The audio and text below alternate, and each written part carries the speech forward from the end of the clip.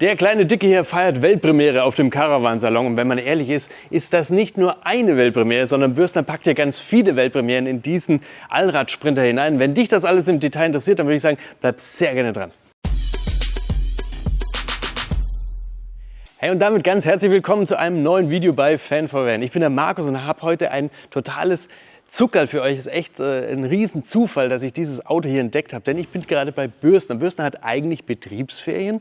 Ich wollte aber noch was klären wegen dem Papillon, wo ich schon mal ein Video gemacht habe, wegen der Isolierung, weil da so viele Fragen von euch kamen. Und dann habe ich diesen Prototypen hier gesehen, der jetzt erstmalig auf dem Caravansalon vorgestellt wird. Und ich darf mit euch zusammen hier schon mal den ersten Blick reinwerfen. Darüber freue ich mich riesig. Und wie machen wir das? Ganz einfach.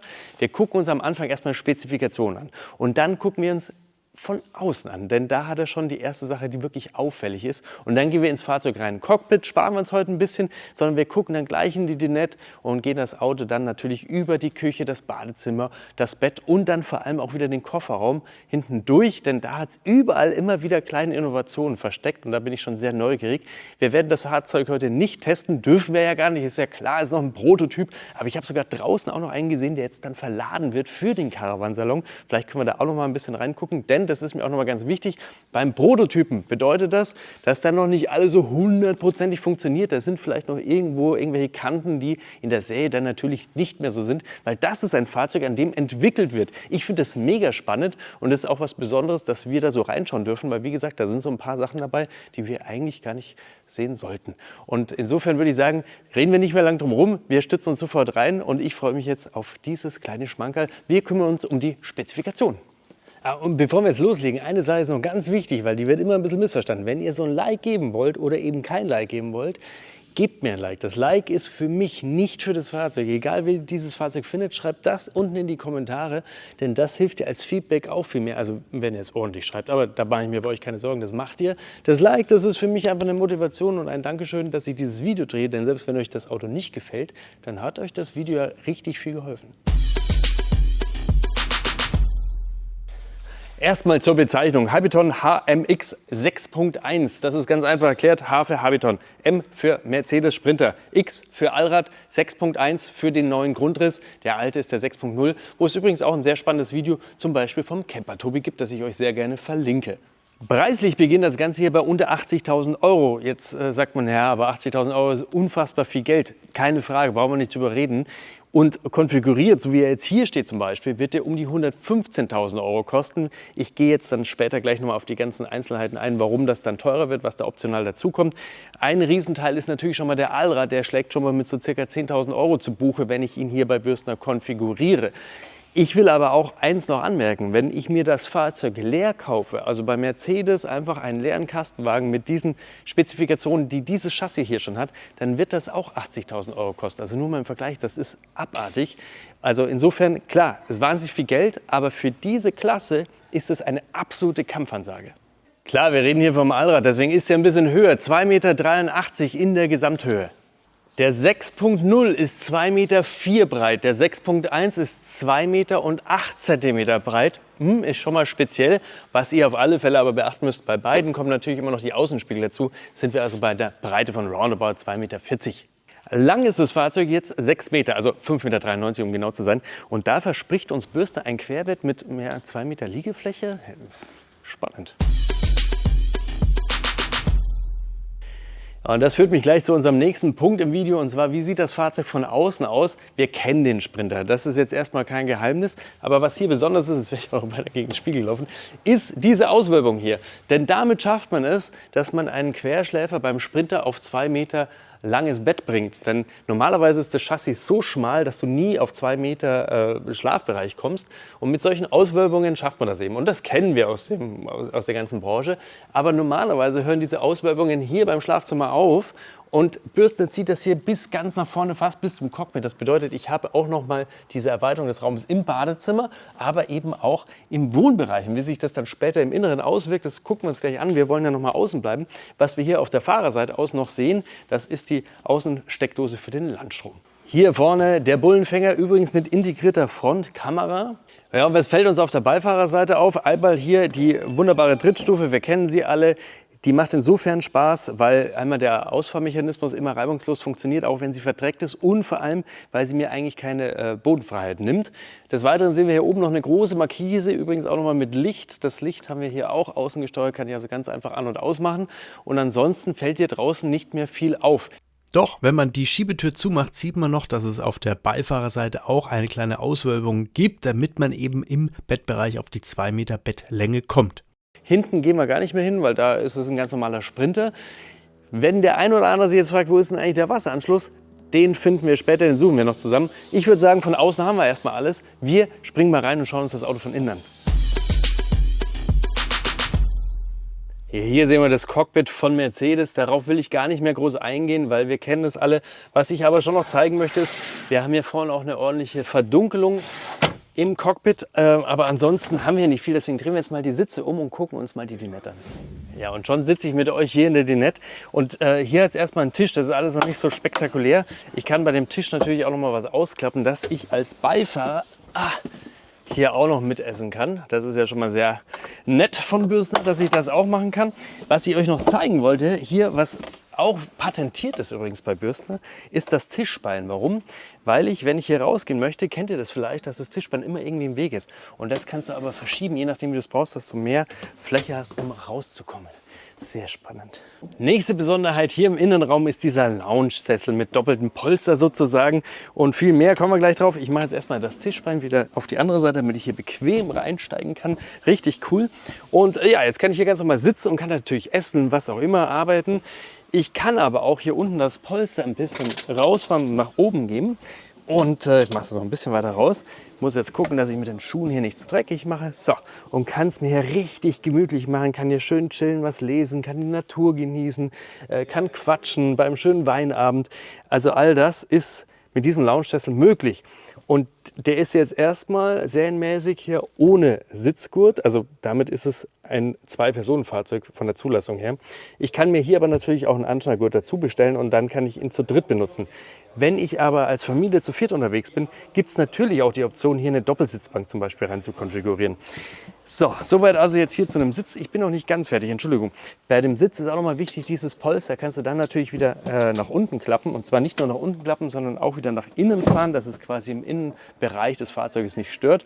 Du kannst es aber auch herausnehmen. Das alles könnt ihr dann auf dem Caravan-Salon einfach mal live ansehen und testen und ausprobieren. Wir machen hier noch weiter. Ich habe jetzt hier noch mal ein deutlich verbreitertes Chassis und das ist, also man kann es jetzt im Film wahrscheinlich schlecht festhalten, aber ihr müsst das erleben, müsst euch das anschauen. Das ist einfach deutlich mehr Raumgefühl. Du siehst es hier an diesem zweiten Regal. Auch hier oben habe ich noch mal eine Ablagefläche. Ich habe natürlich hier oben auch noch mal ein Schränkchen, wo ich meine Sachen verstauen kann. Ich habe überall Ambientebeleuchtung hier hinter den Schränken. Hier unten habe ich meine Leuchten, die man schon kennt, die Spots, die ich dann auch verstellen kann und auch woanders positionieren könnte beispielsweise. Und ich habe hier unten Steckdosen, USB-A, USB-C und eine 230 Volt Steckdose. Über die 230 Volt Steckdose sprechen wir jetzt gleich und dafür gehen wir einfach mal rüber zur Küche. Bevor wir jetzt gleich in die Küche springen, eine Sache noch zur Dinette. Es hat hier nochmal für das bessere Raumgefühl dieses Panoramadach. Ihr kennt das alle. Ich kann es verdunkeln, wie ihr es gerade gesehen habt. Und hier drüber habe ich dann auch nochmal ein Fenster zum Öffnen, sodass ordentlich Frischluft reinkommt. Aber jetzt gucken wir in die Küche. Zum einen habe ich hier einen großen Kühlschrank mit Schublade zum Rausziehen in Summe 90 Liter Fassungsvolumen. Natürlich inklusive Eisfach. Ja, und dann für mich als Gourmetkoch ganz wichtig, ich habe hier eine Induktionsplatte. Das ist auch wieder das Besondere an dem Fahrzeug, es ist komplett gasfrei. Geheizt wird mit Diesel, man sieht es hier mit einer Timberline-Heizung, also diese auch relativ neu am Markt, sehr, sehr beliebt. Und gekocht wird dann eben mit Strom. Deswegen kommen wir jetzt auch noch mal ganz kurz zum Stromsetup. Das Fahrzeug hat in der Grundkonfiguration immer schon zwei 150 Ampere-Stunden Lithium-Batterien dabei. Inklusive brauchst du dann natürlich zum Kochen einen Wechselrichter von 2000 Watt. Das bedeutet, du hast automatisch für dieses Fahrzeug mit unter 80.000 Euro immer einen Wechselrichter an Bord, sodass du überall in deinem Fahrzeug bis 2000 Watt 230 Volt Geräte benutzen kannst. Finde ich, ist beachtlich. Im Autarkie Paket kannst du dann, jetzt möchte ich nicht lügen, wenn es falsch ist, was ich jetzt sage, dann schreibe ich euch das hier nochmal richtig hin, kannst du eine größere Batterie nehmen, und zwar sind es dann in Summe 540 Ampere-Stunden und das Ganze dann auch mit einem Wechselrichter, der 3600 Watt kann, also ordentlich Bums hat. Das Ganze steuerst du übrigens hier oben über dieses Schränkchen, da kannst du dann den Wechselrichter an- und ausmachen. Ist insofern natürlich wichtig, damit du keinen Strom verbrauchst, wenn du gerade keine 230 Volt brauchst. Und zum Kochen brauchst du halt mal 230 Volt, weil mit 12 Volt würdest du hier nicht weit kommen, wenn du deine Spaghetti machst. Aber wir machen hier mal weiter. Das Besondere hier an diesem Tedford ist auch, ihr seht es, ist so matt. Oh, Entschuldigung, das habe ich schon angemacht. Und das ist deshalb so, weil es kratzfest ist. Und dadurch bleibt es halt immer richtig schick. Und ich persönlich finde sogar, dass du die Dapsen einfach nicht so siehst wie auf diesen normalen glänzenden Kochfeldern. Wir kommen zum Waschbecken. Das Ganze ist ziemlich groß, wie ich meine. Und wenn ihr mein altes Auto kennt, wisst ihr, dass ich diesen Wasserhahn liebe. Was ich damit nur zeigen möchte, hier kannst du ordentlich einen Topf waschen. Naja, und dann hat es natürlich auch noch Staufläche. Es hat hier zum einen hier hinten ein bisschen Staufläche. Es hat hier oben, habe ich ja gerade gezeigt, ein Schränkchen. Und dann hat es hier unten 2 Schubläden. Das Ganze einmal für Besteck und weiter drunter dann einfach für andere Utensilien, die man noch so mitnehmen möchte. Hier ganz unten hat es kein Fach, denn hier verbergen sich die Batterien. Finde ich übrigens auch ganz gut, weil sie damit in der Mitte des Fahrzeuges sind. Das ist von der Gewichtsverteilung her gar nicht so unklug. Und hier zwischen dem Kühlschrank und den Schubladen habe ich dann auch noch mal ein relativ großes Fach, wo ich zum Beispiel meine ganzen Ölfläschchen, paar Töpfchen und so weiter unterbringen kann. Und des Weiteren hat es noch Staufläche und das ist schon wieder eine Besonderheit bei diesem Fahrzeug. Ich habe es mir jetzt bequem gemacht, damit ihr das hier besser sehen könnt. Und zwar ist das hier eine Schranklösung, die sozusagen in 90-Grad-Winkel direkt zur Küche ist. Die befindet sich direkt unter dem Bett. Das ist eine große Schranklösung. Das ist ein Dual-Load-System. Ich glaube, so nennt Bürstner das. Das bedeutet, ich habe hier 2 Schubladen, wo ich nochmal Töpfe etc. mit einbringen kann oder mein ganzes Kochutensil, das ich halt so dabei habe. Im Heckbereich sehen wir uns das Ganze dann gleich nochmal von der anderen Seite an. Und das Besondere ist, dass du dieses Fach aber auch jederzeit selber herausnehmen kannst. Das Ganze ist optional, ich glaube, ich habe es schon gesagt. So, das war es aber immer noch nicht mit der Küche. Jetzt sagt ihr, hä, aber du stehst doch gerade am Bett. Ja, genau. Denn hier hat es nochmal eine Besonderheit. Auch wieder was Patentiertes von Bürster. Und zwar ist das dieses Brettchen hier. Das ist eine Kocherweiterung. Oder eine Küchenerweiterung, besser gesagt, sodass ich also hier auch nochmal richtig viel Ablagefläche habe. Also so kannst du mal ordentlich kochen, wenn du es kannst. So, Badezimmer. Das ist immer zum Film ein bisschen schwieriger, weil es halt ein bisschen enger ist. Aber eins kann ich euch sagen, durch diesen mehr Raum hier nach außen hast du hier innen deutlich mehr Platz. Ich bin 1,75 groß, das heißt, ich habe hier immer noch locker Platz, um zu duschen. Das sind also locker nochmal... Das sind locker 20 Zentimeter. Auf der anderen Seite wiege ich jetzt so 65 Kilo und da habe ich jetzt nicht das breiteste Kreuz zugegeben, aber da hätte ich noch Potenzial, sagen wir mal so. Das, was ich euch zeigen möchte, ist, du hast aber trotzdem Schrankfläche und die verbirgt sich eben jetzt hier hinten, weil du jetzt diese Auswölbung da außen hast und da hast du nochmal richtig viel Platz für dein Duschgel, dein Shampoo und was du alles so mitnimmst. Hier hast du die Dusche. Brauchen wir nicht drüber reden, ist selbsterklärend. Waschbecken hat es natürlich auch, das haben wir hier auf der anderen Seite. Das kannst du einfach ausklappen, das kennt man jetzt auch schon. Und dann hast du auch ein riesiges Waschbecken. Du kannst sogar hier den Hahn rausnehmen, das bedeutet, oder die Brause besser gesagt, Entschuldigung. Das bedeutet, du kannst dir auch zum Beispiel über dem Waschbecken die Haare waschen. Also du hast hier richtig viel Platz. Und du hast hier ein Fenster, das kannst du natürlich öffnen. Und das bedeutet, du hast hier zum einen Frischluft und zum anderen kannst du aber auch draußen duschen. Und natürlich kannst du in dem neuen Habiton auch für kleine Königskinder. Und das geht ganz einfach. Du machst hier das Türchen weg. Bei dem Türchen sei nochmal gesagt, das ist hier wirklich ein Prototypfahrzeug. Das heißt, die Türe wird natürlich komplett schließen, wenn das Ganze in Serie ist. Das kannst du hier wegklappen und dann kannst du deine Toilette hier rausfahren. Und in dem Fall haben wir jetzt eine Klesana Verschweißtoilette verbaut, aber da kannst du dir natürlich auch eine Kassettentoilette oder vor allem auch eine Trenntoilette dazu bestellen. Das kannst du dann auswählen, wie du das möchtest. Und das Ganze, wenn du es nicht mehr brauchst, kannst du wieder ganz komfortabel zurückschieben und hast damit wieder deutlich mehr Platz in deinem Badezimmer. Ja, damit sprechen wir über das Bett. Du musst hier übrigens nicht so elegant hochhüpfen, wie ich das gerade gemacht habe, denn es hat hier unten auch eine Drittstufe, die du rausziehen kannst und dann kannst du hier ganz bequem in das Bett einsteigen. Es ist ein Querschleifer, das haben wir schon gesagt, da kommen wir gleich nochmal dazu, da stelle ich euch schnell auf die andere Seite. Worum es mir noch geht ist, wir haben hier natürlich auch überall Oberschränke und damit ganz viel Staufläche hier im hinteren Bereich. Und ich finde, in der Perspektive siehst du es richtig gut. Du hast hier auf der Beifahrerseite diese kleine Auswölbung, hier auf der Fahrerseite die richtig große und dadurch hast du diese 2 Meter Liegefläche, die für mich als 1,75 Meter Stöpsel ja super genial ist.